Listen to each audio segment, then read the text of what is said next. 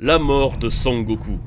À la fin de Dragon Ball normal, Piccolo est vaincu, la Terre est sauvée et Goku épouse Chi-Chi. Tout est bien qui finit bien. Mais pour Toriyama, ce n'était pas suffisant. Il a décidé de passer au niveau supérieur avec Dragon Ball Z. Z pour dire le dernier, la fin. Bon bah là c'est loupé. On retrouve Sangoku des années plus tard, il est devenu adulte et il présente à ses amis son fils, Sangohan. La félicité sera de courte durée car un personnage énigmatique débarque, il se dit frère de Sangoku, qu'il appelle d'ailleurs Kakarot et cherche à détruire la Terre. Son nom c'est Raditz, un guerrier Saiyan. Sangoku et Piccolo l'affrontent ensemble, mais ce n'est que le début de la nouvelle saga, donc même à deux, ils ne font pas le poids. Les coups volent, Raditz surpasse ses adversaires sans aucune difficulté, alors que Goku peine à résister à ses assauts, lui rase des montagnes du bout de ses doigts. Piccolo n'est pas assez rapide, le combat s'éternise et il perd son bras droit. Mais alors que tout semble perdu, le scooter de Raditz s'affole. À seulement 4 ans, la puissance de Gohan vient de passer de 1 à 1300. Il s'élance et fracture l'armure du Saiyan. Raditz est exposé, il s'apprête à achever Sangohan, mais Goku le prend par surprise. Il le tient de toutes ses forces et ordonne à Piccolo de les tuer tous les deux.